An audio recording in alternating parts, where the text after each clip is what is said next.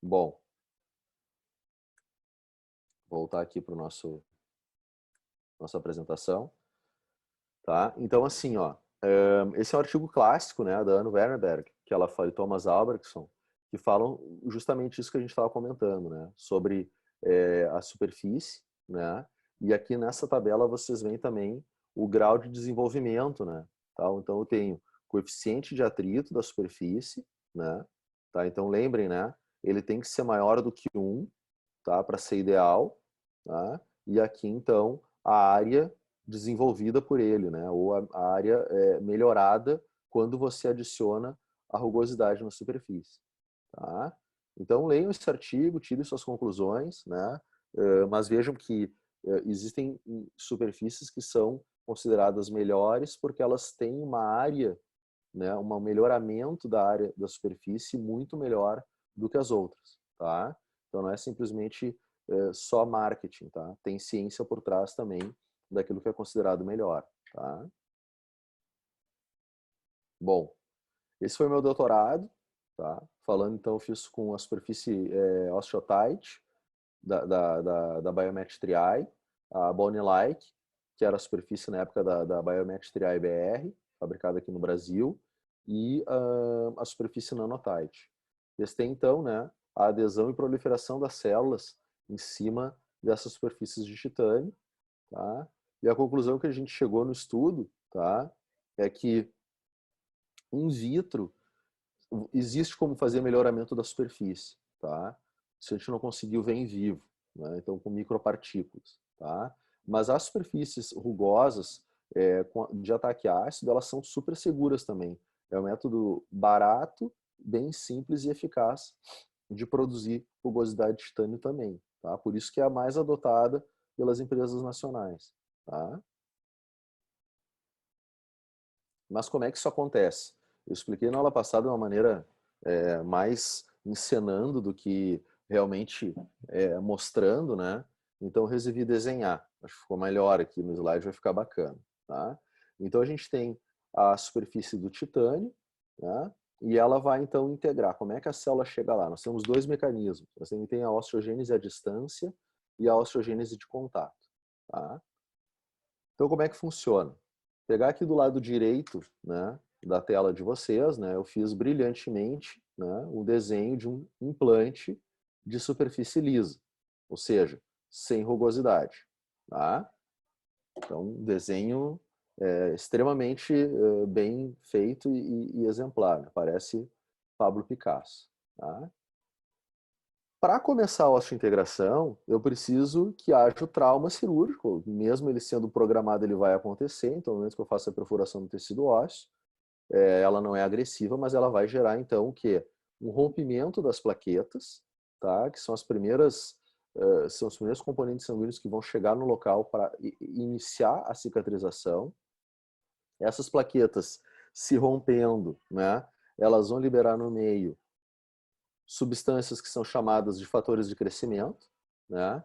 E esses fatores de crescimento, então, vão provocar uma reação biológica através da quimiotaxia, né? Eles vão, no primeiro momento, auxiliar na formação da rede de fibrina, tá? Só um segundinho aí. Vão auxiliar na formação da rede de fibrina, certo? Tá?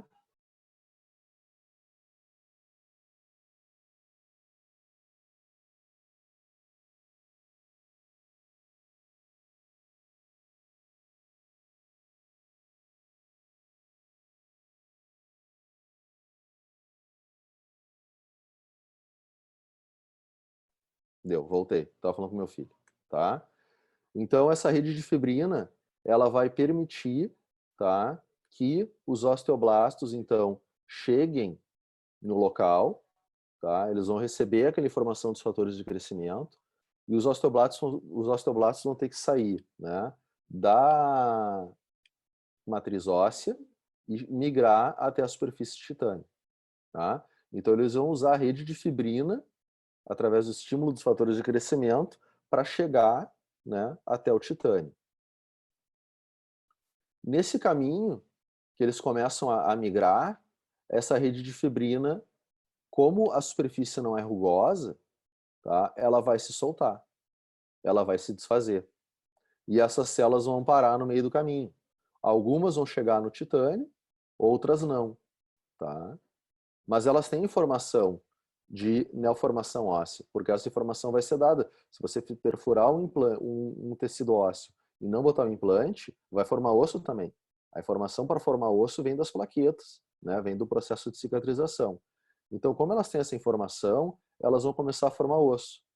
Mas essa formação óssea, ela vai se dar ao redor das células, tá? Ela é uma formação em toda a superfície celular. Ela começa a jogar osso para tudo que é lado, jogar matriz orgânica para todo lado. Então ela perde energia nesse sentido, tá? E nem sempre ela vai conseguir chegar em tempo hábil com essa formação óssea próxima do titânio, tá? Por isso que a superfície de contato entre a superfície lisa e o osso é menor do que a superfície rugosa, tá?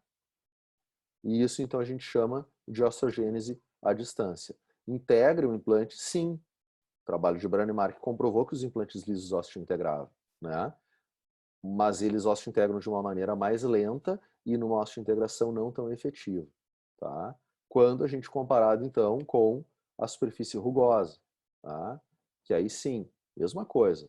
Plaquetas vão se romper, vão secretar no meio fator de crescimento, vai formar a mesma rede de fibrina, vamos ter o mesmo recrutamento das células osteoblásticas, igual, tá? Porém, essas células vão conseguir migrar através da rede de fibrina, porque ela não vai se soltar, até a superfície do titânio, certo? Essa é a diferença, elas vão chegar lá na superfície do titânio. E aí, então, elas vão sofrer um processo de polarização, tá? Ou seja, elas vão assumir essa forma. Elas vão se polarizar e voltar, ficar voltadas para a superfície de titânio.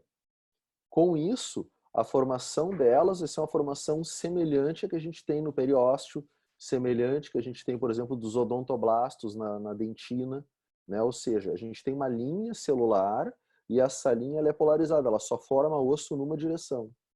Então ela gasta energia e se mobiliza para formar osso só contra a superfície de titânio. Então elas se afastam juntas e garantem uma formação óssea adequada, né, naquela superfície. Tá? E é por isso que o contato osso-implante é muito maior, né, na superfície rugosa do que na superfície lisa. Tá? É o que a gente vê, mais uma vez, as fotos, né, mostrando então a maneira como aquela célula se adapta à superfície, polariza contra ela e depois ela, no caso em vivo, ela vai começar a se afastar, tá? E deixar ali matriz óssea. E o nome disso se chama osteogênese de contato. E essa sim é o melhor mecanismo de estratégia e mecanismo de formação óssea contra a superfície do titânio. E é o que vocês veem nessa figura, tá? Isso aqui é um estudo de Lazara, mostrando então a rede de fibrina se soltando da superfície lisa e permanecendo na superfície rugosa. E aqui você vê, na superfície lisa, que existe deficiência de contato ósseo em algumas áreas, né? E na superfície rugosa, isso não existe, tá? Ou é bem maior o contato osso-implante do que na superfície lisa. Existem mecanismos de avaliação da osteointegração, né? Um desses mecanismos é o OSTEL, né? Então a gente pode avaliar a osteointegração clinicamente, através de radiografias e também através de um instrumento chamado OSTEL. Existe também outros instrumentos hoje nível mundial, tá? Existe Pinguim, existe o Mega, existem vários, tá? E cada vez isso vai ser mais utilizado. É muito caro no Brasil hoje, mas certamente vai ser um instrumento que a gente vai utilizar mais próximo, né? No futuro próximo aí, tá? Então, o que a gente tem, né? O método foi desenvolvido por Meredith, é um dos primeiros pesquisadores em relação à avaliação por análise de frequência de ressonância, tá? Então, você tem uma ponteira, como essa aqui que vocês estão vendo, tá? Ela é atarrachada no implante. Uma sonda que é ligada ao aparelho vai emitir uma onda sonora contra essa ponteira, então ela não vai tocar, né? Na realidade, essa ponteira ela vai simplesmente receber a onda sonora, ela vai vibrar e vai produzir um microsom dessa vibração. E essa sonda vai medir o som, né, ou o eco dessa vibração. Então, joga o som, vibra e ela interpreta essa vibração. E essa interpretação da vibração vai virar um número, tá? E esse número se chama ISQ, né, ou ISQ, que é Implant Stability Quotient, ou quociente de estabilidade do implante. Então, essa leitura, no primeiro momento da instalação do implante, ela é muito importante, que para mim avaliar a estabilidade primária, eu posso utilizar o torque de inserção. Então, se eu tenho um torque de inserção acima de 35 newtons, acima de 45 newtons, eu vou ter o quê? Uma estabilidade primária adequada, né? 35 para próteses múltiplas, 45 para próteses unitárias, né? Ok. Mas e depois? Como é que eu avalio isso? Vamos pegar um caso diferente. Eu pego um implante que eu coloquei com torque de inserção de 20. Tá? Como é que eu sei que esse implante está osteointegrado depois? Não posso dar contra-torque nesse implante. Ele vai soltar. Né? Eu posso tentar apertar ele um pouco mais e ver se ele vai mexer. Posso percussionar para ver se vai sentir dor. E fazer um raio-x para ver se ele está osteointegrado. Mas eu não tenho precisão nessa avaliação. Com o Ostel ou com qualquer aparelho que faça análise por frequência de ressonância, todo momento que eu botar o SmartPeg e fizer a leitura, eu vou ter um número preciso. Tá? E essa é a melhor maneira da gente avaliar a osteointegração ao longo do tempo. Tá? Não só a estabilidade primária, mas avaliar a osteointegração. Decidir o melhor momento de carregar o implante, decidir se eu vou tirar esse implante ou não, se eu vou esperar mais ou não. Tá? O Ostel tem uma curva, né? Uma régua de uma escala que vai te definir o que é baixa estabilidade, o que é alta estabilidade. Um dos caras que ajudou a desenvolver esse conceito foi o professor Peter Moy, tá aqui ele, foi um professor lá no CLA, tá? Então, a gente trabalhava basicamente com isso, né? Tá? Só com estabilidade do implante medida pelo Ostel. Tá? Então, sempre que tiver estabilidade abaixo de 60, eu vou considerar esse implante em risco, vou ter que monitorar o ISQ antes de pensar em fazer qualquer carga. Quando eu tiver uma estabilidade entre 60 e 65, eu vou usar a carga tradicional, tá? Eu posso pensar em carga imediata em casos de arcada total, mas é importante também considerar fatores como saúde do paciente, tipo de osso que eu estou trabalhando, né? Se eu tiver um ISQ entre 65 e 70, eu posso pensar em carga imediata em casos parciais, eu posso pensar também cirurgias de um estágio, né? E também carga precoce, carga ali ao redor dos 2 meses. Tá? E se eu tiver uma estabilidade alta acima de 70, eu posso considerar a carga imediata para qualquer caso, incluindo unitários. Tá? Então veja como é muito mais sensível do que 45 newtons. Ah, deu mais de 45 newtons, deu mais de 35 newtons. Mas nem a gente é preciso nisso aí. Tá? O Ostel é uma maneira bem mais confiável e precisa para você ter essa tomada de decisão. Tá? E também saber o momento de você fazer a carga, no caso, quando você opta por fazer 2 estágios, né? Botar o implante e depois fazer a tua reabilitação. Tá? Mas aqui que é importante, tá? Como é que a gente vai trabalhar essa questão da osteointegração, né? Então, para entender o Ostel e entender a osteointegração, a gente tem que entender como é que isso acontece, tá? A gente tem 2 fenômenos que vão ocorrer simultaneamente. Nós temos a estabilidade biológica e nós temos também a estabilidade mecânica, tá? A estabilidade biológica, ela vai ser a osteointegração propriamente dita, né? É aquela estabilidade que vai garantir o sucesso do implante. E a estabilidade mecânica, por sua vez, é a estabilidade do parafuso implante no material osso, né? Então, quanto maior, melhor o design do implante, melhor maior a consistência óssea, melhor vai ser a nossa estabilidade primária, mecânica, tá? Mas isso não significa osteointegração. Eu preciso da estabilidade biológica. Então, com o passar do tempo, a gente vai ter uma queda na estabilidade mecânica, tá? E um crescimento da estabilidade biológica, tá? E essas duas curvas vão se cruzar. Essas duas retas vão se cruzar, tá? E é nesse momento que eu tenho que avaliar se a estabilidade biológica vai conseguir suprimir, né, biologicamente nossa integração, a queda da estabilidade mecânica, que ela vai acontecer, principalmente se eu colocar a carga imediata, tá? Então, vamos lá. Como é que a gente trabalha nesse gráfico? Tá? Primeiro, se eu colocar carga imediata, eu vou pegar a estabilidade mecânica e essa curva vai ficar mais acentuada para cair rápido. Por quê? Porque eu estou colocando micromovimento nesse implante. Vai perder a sua integração? Não. Mas eu tenho que garantir que a estabilidade biológica supere essa carga que esse implante está sofrendo. Né? O que eu posso ajudar? Posso aliviar a carga oclusal. Né? Se for o caso de um provisório, eu posso tirar totalmente de oclusão. O paciente vai ter que se comportar em relação à dieta. E isso eu estou tudo mexendo aonde? Na estabilidade mecânica. Estou tomando medidas para diminuir, para trazer essa curva mais para cima. Tá? Osso mole, né? Essa estabilidade mecânica cai rápido. Osso muito duro, ela permanece mais tempo, né? Já no osso muito duro, por exemplo, como ele tem uma falta de vascularização, porque ele é praticamente todo cortical, eu vou ter o quê? Vou ter uma estabilidade biológica que vai ser mais lenta também, tá? Então, tudo isso são coisas que a gente tem que levar em consideração. Paciente idoso, obeso, falta de vitamina D, traz essa curva biológica para baixo. Paciente saudável, superfície de tratamento adequada, eu vou ter o quê? Vou ter uma melhora nessa estabilidade biológica.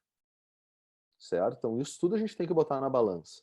A gente tem que entender o que está acontecendo, né, no nosso paciente para decidir os melhores momentos de trabalhar. E o Ostel, por isso ele é legal.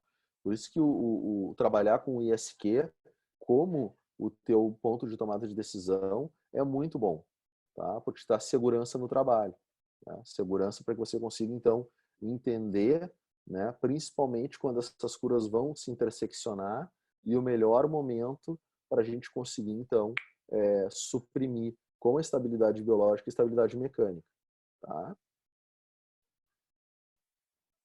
Bom, entendendo então a osteointegração, né, o Ostel ele vai nos permitir entender que implantes com alta estabilidade vão ter uma caída, porque porque uma coisa é a maneira que aquele pedaço de metal fica preso, está rachado no osso, porque ele é um parafuso.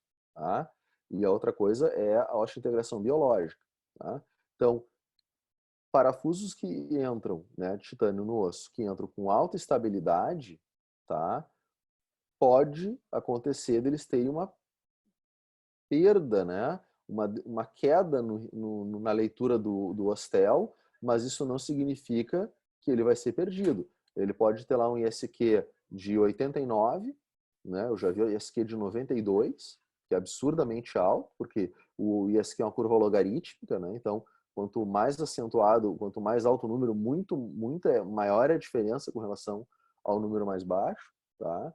Então, um ISQ de 92, você vai fazer a leitura dali 2 meses, dali 4 meses, ele pode estar 78, né, 79, ele vai cair um pouco, tá? Porque isso se refere ao metabolismo ósseo, tá? Mas o Ostel, né, quando a gente tem uma leitura do Ostel com uma leitura baixa, a gente tem que esperar que ele suba, tá? Senão, se eu tenho um Ostel com 54, né, 48, 62, tá? Eu vou precisar que ele chegue acima de 70 para que eu possa seguir o tratamento, tá? Então, esse é o ponto de decisão, né? Dali 2 meses, dali 4 meses, de acordo com a minha necessidade, na minha experiência clínica, decidir se esse implante vai ter sucesso ou se ele vai falhar. tá? E a maneira mais precisa de determinar isso é o Hostel. Então, o implante com alta estabilidade primária, né? Tem uma leitura de Hostel diminuída. Ele pode estabilizar ou ele pode cair, tá? O implante com Hostel baixo, ele pode subir e estabilizar, ósseo integrar, ele pode cair, tá? E aí então falhar, certo? Mas o Hostel é uma maneira bem precisa de trabalhar isso. A análise de frequência de ressonância é a melhor maneira de trabalhar esse tipo de conceito de osteointegração ao longo do tempo, tá? Eu falei dos implantes de zircônia, então vou tocar no assunto mais uma vez, tá? Explicando essa diferença, né? Então aqui na figura da esquerda, o que que a gente tem, né? A gente tem um implante de titânio, né? Um implante de conexão cônica. Então a gente sempre vai ter, né? Nessa região aqui, ó, uma perda óssea, tá? Por que que a gente tem essa perda óssea? Porque a gente precisa daquele espaço ali, né? Entre o abutment, né, o pilar protético e o pescoço do implante, para que haja uma ligação epitelial, né, para que haja um selamento biológico do nosso implante, tá bom? E esse selamento é bem fraco, porque estão vendo ali no abutment, ó, não há aderência. É um epitélio ali que se forma, há uma epitelização até chegar na plataforma do implante. Tá? E isso, a longo prazo, não é tão estável assim. E isso também pode permitir a incidência de periimplantite. Tá? Não quero dizer que o implante de zircônia não vá dar periimplantite, nem que todo implante titânio vá dar periimplantite. Tem outros fatores, como higiene do paciente, capacidade de higienização pelo perfil da prótese, enfim, tem uma série de coisas envolvidas. Tá? Mas é importante salientar que a zircônia, o implante de uma peça só de zircônia, tem um selamento biológico histologicamente comprovado. Então, eu tenho tecido ósseo ali embaixo e eu tenho esse transmucoso do implante de zircônia que permite essa ligação desmossômica do tecido epitelial com o meu implante. Tá? Então, quando eu for trabalhar a prótese, vou trabalhar ela da plataforma para cima e não lá embaixo. Aqui eu não trabalho mais. Tá? Então, por isso ele é um implante mais limpo, né? Por isso ele é um implante que tem um selamento biológico muito melhor que o implante de titânio. Em relação à osteointegração, os dois são iguais, é o que a gente vê aqui nas figuras da direita.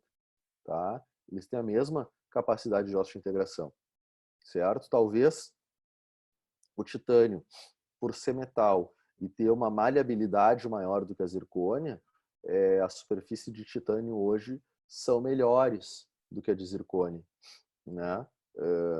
Mas isso a curto prazo. Logo, a gente vai estar chegando com superfícies de zircônia que vão estar no mesmo nível dos implantes ósseos de titânio. Então, em relação à superfície de zircônia, né? A osteointegração ela é a mesma. A gente vai ter, na realidade, uma integração tecidual, né? Uma melhor encaixe de cores, né? Ou menos sombra, né? Em relação ao tecido mole em relação ao titânio. Menor aderência bacteriana em relação à superfície de titânio, porque ela é mais limpa, ela é mais polida. Menor infiltrado inflamatório, né, no tecido periimplantar. Isso é importante em relação ao titânio e ao ouro, né? Até porque, dependendo do tipo de implante que a gente está trabalhando, dependendo do componente protético que a gente está trabalhando, a gente pode estar causando até secreção de micropartículas no meio referentes à corrosão, né? Então, ligas não nobres, técnica de fabricação de pilares personalizados inadequada, isso também pode gerar uma contaminação do local. Tá? Tem uma pergunta aqui, deixa eu ativar aqui.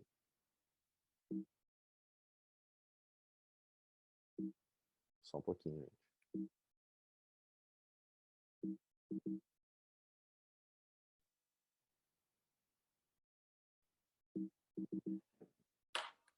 Por que não sai? Deu. Aqui, ó. Deixa eu só ver quem é que tá me... Parará. No caso, esse aqui da osteointegração ou esse aqui?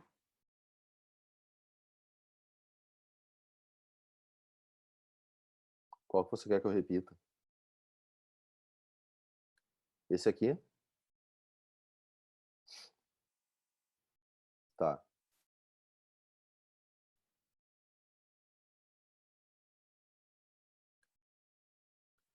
Então, só um pouquinho.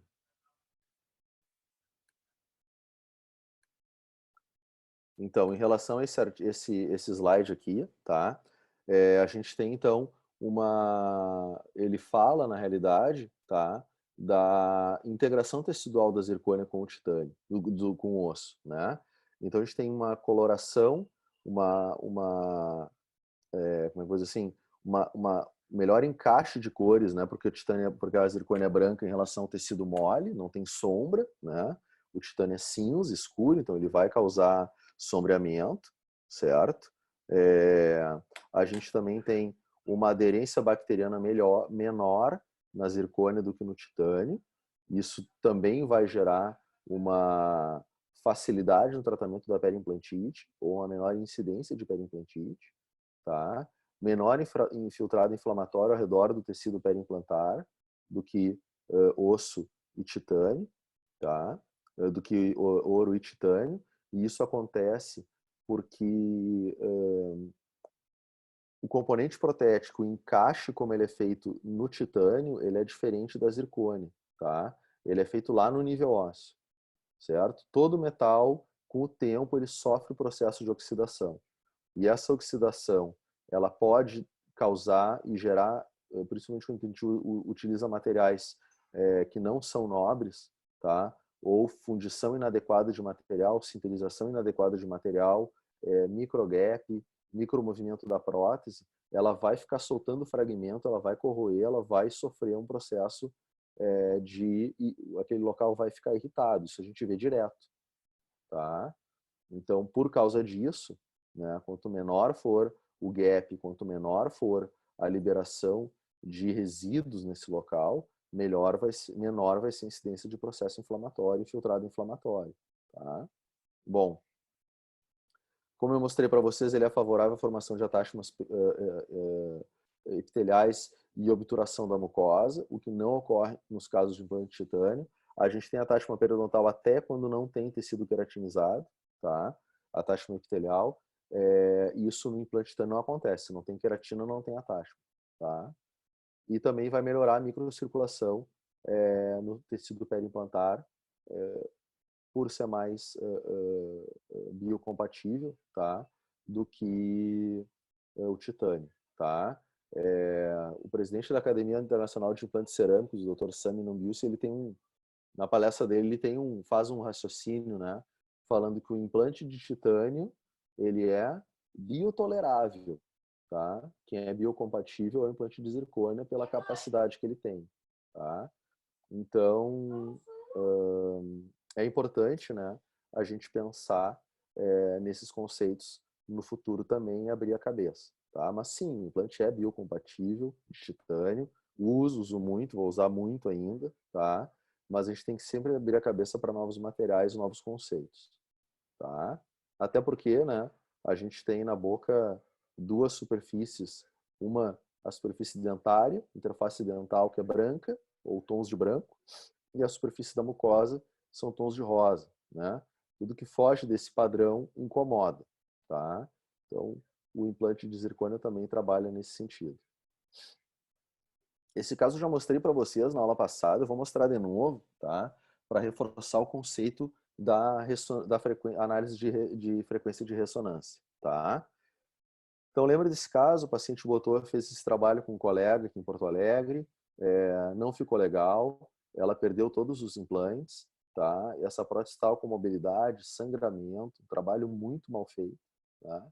Chegou no consultório, essa era a tomografia que ela trazia, né? Não tivemos outra alternativa senão remover tudo, tá?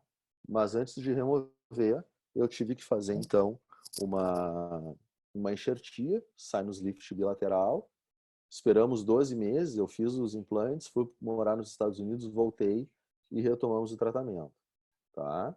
Bom, esse tratamento Oi, Rodrigo, cheguei tarde, mas cheguei. Opa, boa tarde. Fique à vontade aí, tá? Só desliga o áudio aí, doutorão. Tá Não bom. esqueça de desligar. Tá bom, um abraço, tamo aí. Então, fizemos a enxertia, esperamos 12 meses, tá? E então, a partir daí, a gente pensou em resolver o caso, né? Através, então, de implantes novos, né? Um trabalho executado dentro dos princípios, então, que se espera hoje, né? De um tratamento com implantes dentários. Essa paciente foi tratada em 2013, tá?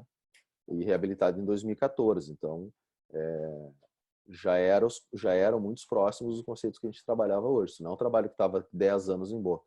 Esse trabalho estava 6 meses em boca, tá? Bom, então, removemos os implantes, removemos a prótese, esse era o trabalho que ela tinha, então notem aí, né? Tudo fora do conceito, né? Implantes muito largos, implantes com design que não permite uma estabilidade primária adequada, implantes lisos sendo colocados aí há 7 anos atrás, o que é incompatível com o que a gente tem na literatura, ou tinha na literatura na época. O design da prótese, não vou nem comentar, tá? Mas um trabalho bem difícil, né? Então, removemos os implantes, instalamos 6 implantes. Era uma área enxertada, embora 12 meses, né, de osteointegração daquele osso, neoformação óssea, no caso.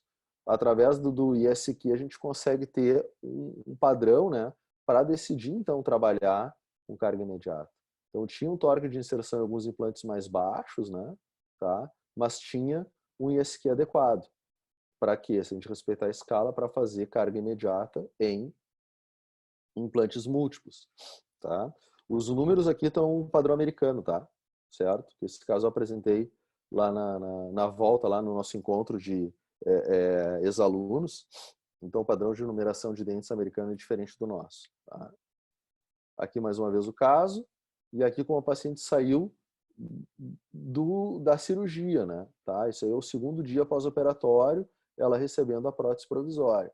Tá? Então, notem, posição dos implantes adequada, né? Utilizando pilares provisórios, adequada estabilidade, que vai me permitir, então, trabalhar uma prótese diferente, né? E finalizar e reabilitar a paciente, né? De maneira adequada, saudável, tá? E aí sim poder decidir o melhor momento, né? Para poder fazer, então, a segunda fase do tratamento, que é a prótese final, tá? Por questão econômica, ela tinha gasto muito dinheiro com a colega, ela recém acabou esse tratamento, tá? Ela demorou bastante tempo para finalizar. Mas aqui a gente vê a curva, né? Ou a demonstração em relação ao Ostel, tá? Então eu tenho aqui, ó, sempre em alguns casos eu posso ter uma pequena queda na leitura do Ostel, principalmente nas extremidades, né? São os implantes que sofrem mais carga, tá? Então vai ter uma queda, mas ela vai ser recuperada depois, né? E eu nem sempre vou ter a mesma leitura, tá? Certo? Nem sempre vou ter a mesma leitura. O que eu tenho que ter é uma leitura adequada e de preferência acima de 70, que mostra então que esse implante está osteointegrado. Isso é o que eu espero do Ostel. Tá? Isso é o que o Ostel vai me trazer para analisar essa osteointegração ao longo do tempo. Então, aqui o que vocês veem, né, na realidade, o que é? Estabilidade primária, não tem nada a ver com a osteointegração, como eu já falei para vocês. A osteointegração vai ser dada pela estabilidade biológica, tá? Então, aqui a avaliação da estabilidade primária. Eu estou usando o torque de inserção. E aqui é a avaliação da estabilidade biológica. E aí eu só tenho 2 maneiras de avaliar. 3, né? Clinicamente, com percussão do implante, ou fazer movimento com a mão e perguntar ao paciente se dói, né? Radiograficamente, ver se esse implante está totalmente circundado de osso. E esses 2 métodos não são precisos, tá? E a análise de frequência de ressonância, que aí sim eu tenho uma capacidade de reaplicar esse teste, aferir ele ao longo do tempo, tá? Então, com o Ostel ou qualquer outro aparelho que faça análise de frequência de ressonância, eu vou ter, então, a avaliação da estabilidade biológica da minha osteointegração, porque isso aqui é implante imediato, é estabilidade primária, estabilidade secundária, né? E essa aqui é a estabilidade dada pela osteointegração final do implante, certo? Então, esses conceitos são importantes, né? A gente saber ter a referência do Ostel, por exemplo, um caso como esse, que a gente vai, então, extrair um premolar fraturado. Eu tenho bastante osso para colocar o meu implante, tá? Então, vou colocar esse implante numa posição ideal, certo? Levemente palatinizado, mas eu não tenho dúvidas que eu vou conseguir ter uma estabilidade primária adequada, né? A questão é como é que eu vou trazer essa leitura para depois. Então aqui a colocação do meu implante, extração do dente, colocação do implante, preenchimento do gap com biomaterial, isso vai ser trabalhado em outras aulas também com vocês, né? Critério para seleção de biomaterial, qual é o melhor biomaterial para preenchimento de gap, enfim. Não vou entrar nesse contexto agora, porque isso vai ser tudo trabalhado mais adiante com vocês, mas tem que botar alguma coisa ali para evitar o colapso da parede vestibular, né, da tábua vestibular. Se você não fizer nada, essa tábua vestibular vai encolher, né, vai entrar em colapso aqui, você vai ter uma deficiência estética no local, tá? Um defeito de saboneteira. E aí, então, a leitura do Ostel 71. Acima de 70 pela escala aqui, né, eu posso pensar em quê? Em fazer carga imediata, né, ou provisório imediato. Tá? Então, é o que nós vamos fazer. Aqui o modelo da paciente. Tá? No caso, isso aqui é técnica bem analógica, né? Hoje a gente poderia fazer isso tudo digital, mas uma maneira bem simples de fazer prótese provisória, uma placa de acetato, né? Copiando, então, o modelo original do paciente antes de fazer a extração, vai colocar o abutment provisório, cilindro provisório, vai usar a resina bisacrílica, tá? E aí vai, então, fazer, esculpir, né, o teu perfil de emergência, tá? Lembrando sempre que ele tem que ser côncavo, né, para permitir, então, a adaptação de tecido gengival nesse local aqui. Se você fizer ele convexo, ele vai expulsar o tecido gengival e essa gengiva vai encolher. Tá? E aí eu gosto de usar esse plug de colágeno, né, o Bioplug. Pode usar também Hemospon, Gelfoam. A Strauma agora tem um Bioplug que se chama Colacone, tá? Que é o mesmo material, né? E eu vou colocar então ele entre o meu osso, né, o enxerto e o dente provisório, tá? E vejam que ela tinha uma retração gengival aqui, paciente, tá? E vejam que a gente colocou o implante na posição certa, ou seja, como a gente tinha conversado antes, na aula passada, qual é a posição ideal? De 3 a 4 milímetros abaixo da margem gengival. Preciso botar esse implante enterrado lá. Por isso que o ideal nesses casos em região anterior, né, que você vai enterrar porque tem uma grande quantidade de tecido mole, de papila aqui, então a plataforma do implante está nessa posição aqui, ó, que seja cone Morse, seja com uma superfície, uma conexão cônica para permitir então, né, o selamento gengival desse local e que não permita a salserização desse implante. Tá? Bom, aí então nós temos o caso inicial, depois de 30 dias da instalação do implante, né? Então veja como a prótese provisória e aquela esponja de colágeno guia, né, o crescimento gengival na posição favorável, a margem antiga, a margem ideal que eu quero, que é semelhante à margem gengival do meu dente adjacente, a prótese livre de oclusão, isso é importante, já vou lá. Ali era 15, aí são 30 dias depois. Aqui são 2 meses depois. Tá? E aqui 4 meses depois. Certo? Então, se você bota o implante na posição ideal, com o design ideal, com a superfície ideal e com a avaliação do momento de carga baseado em leituras precisas, tá? Você vai ter um resultado legal. A gengiva, a mucosa vai para o lugar dela, esse ósseo fica no lugar dele, né? Vejo aqui ó, que não houve colapso de parede vestibular, tá?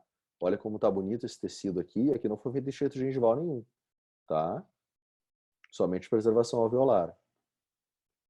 A gente vai chegar no resultado adequado, tá?